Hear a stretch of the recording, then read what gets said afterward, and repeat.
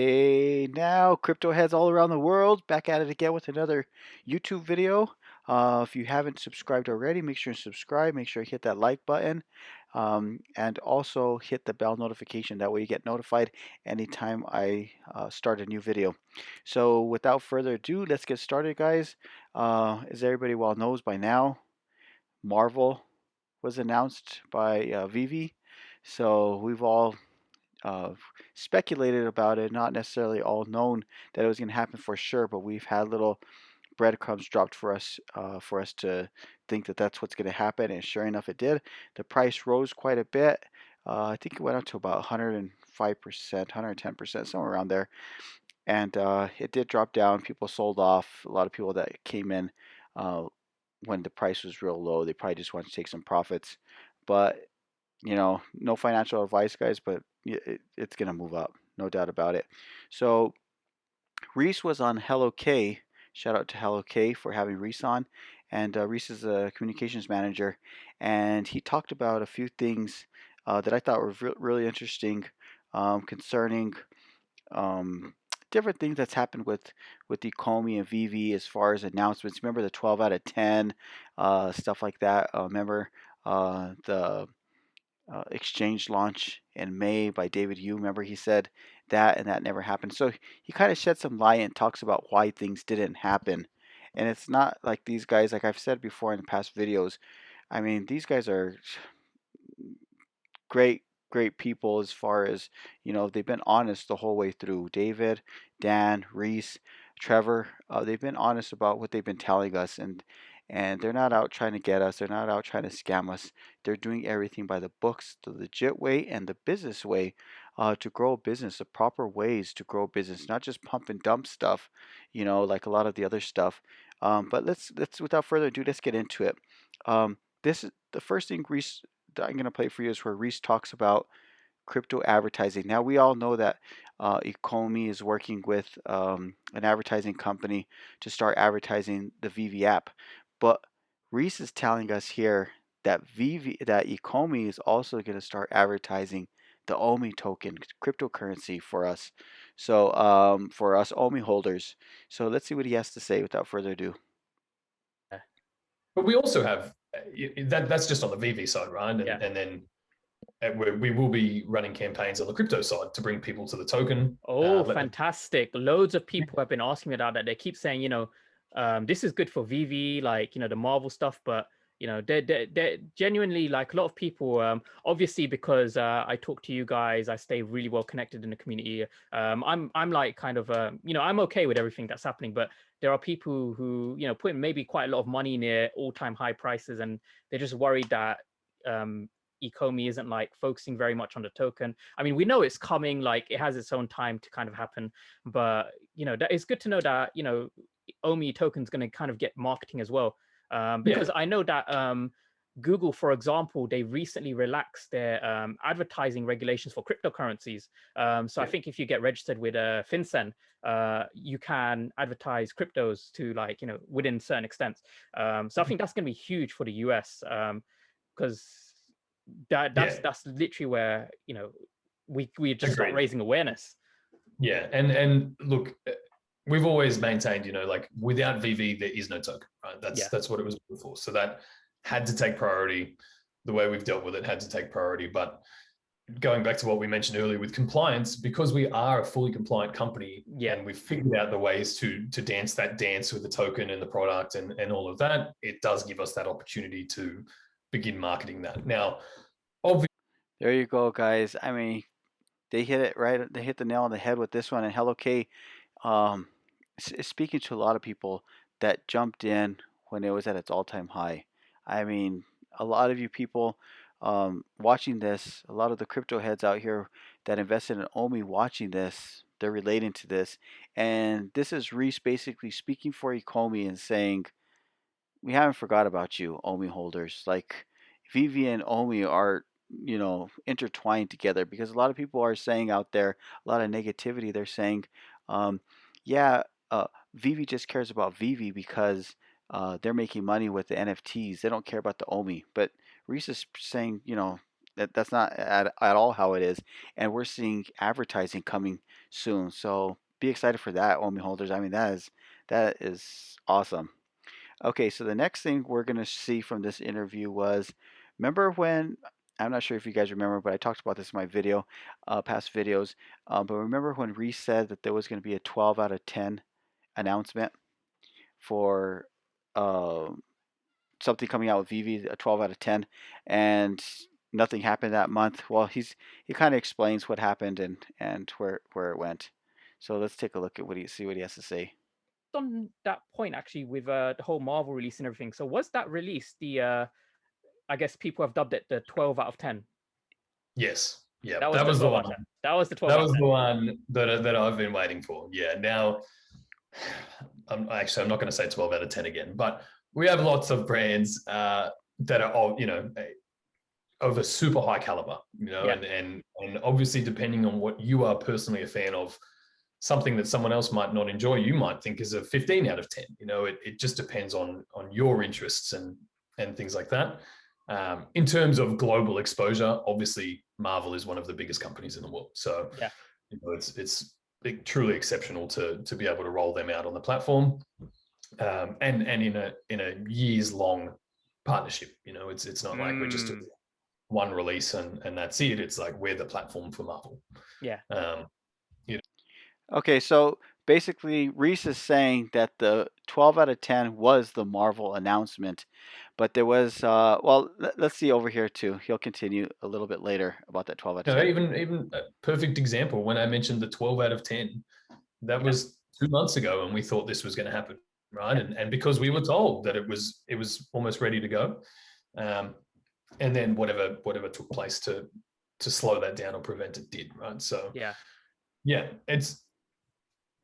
it's really hard. It sucks, right? Because I want to let people know that there are exciting things coming. So does David, so does Dan. We really want to bring people in so that they have things to look forward to. But then if it's not delivered that exact second, it backfires. So we're kind of caught between that rock and a hard place where we either keep our mouths shut and don't mention anything, and then everyone gets annoyed because we're not mentioning anything. Yeah, you're not transparent enough. It seems suspicious. Right? Yeah. So there it is, guys. So basically, Reese is explaining the whole 12 out of 10 announcement that he was talking about, and what he was basically saying was he thought that Marvel was going to be revealed, just like a lot of people thought that Marvel was going to be revealed when he said that, and then probably a hiccup with Marvel. Marvel probably put the brakes on him because I'm sure it wasn't Vivi that put the brakes on the announcement.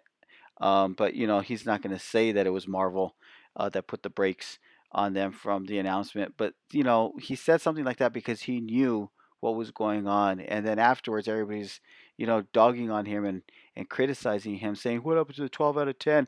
But it's because he knew something that we didn't know, and that wasn't going to be able to be revealed to us until just now recently. The next thing we're going to talk about or show, guys, is Reese talking about the OMI to NFT and interchangeable.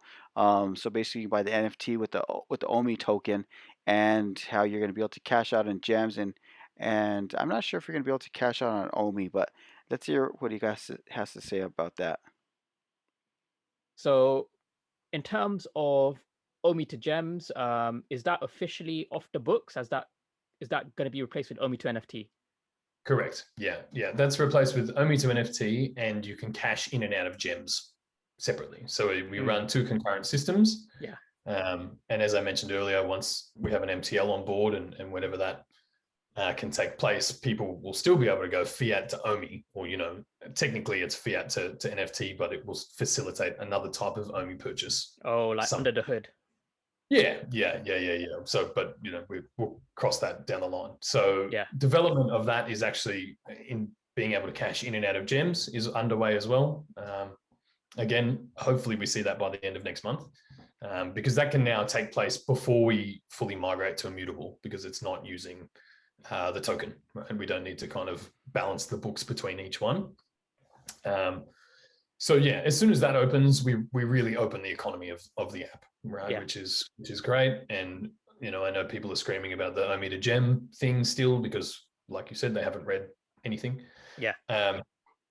but I think as soon as that's enabled, then that complaint disappears because it gives people a way to extract value. Now, you and I both know the community has figured out how to do that anyway. Okay, guys, so this is really exciting because, up until now, we haven't been able to cash in our gems for fiat currency. And this announcement also with Reese gives us the ability to actually not all the Vivi users, the ones that have the Vivi app, it allows them to buy the OMI token. That's what it sounds like it's going to allow you to do on the website, not on the app. So this is really good news because now we're getting more utility out of our OMI token. How great is that? All right, let's take a look at now what Reese says about David's exchange announcement in May. This will answer a lot of questions that people were asking or speculating about.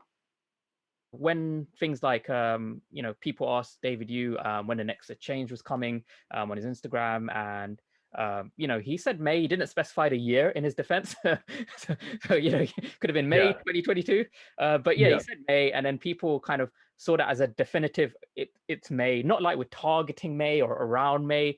They just saw May because that's what he wrote. Is it worth maybe just a conversation, like should we kind of change the way that we say things now, like use words such as we're targeting or aiming for this date, just to kind of like, just satisfy these people? Because I don't think it'll be any real effort on your side just to like, Yeah, we already have, right? And that's, we've actually always done it, right? And now, just to touch on that exchange in May, that was ready to go. We were lined up, announcements ready. I'd written an article. David mentioned it. People saw it on their portfolios.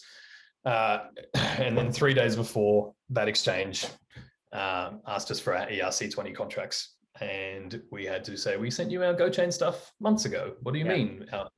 So whether it was miscommunication or what, so he said that definitively because until it didn't happen, it was meant to happen then, it was definitive to take place then.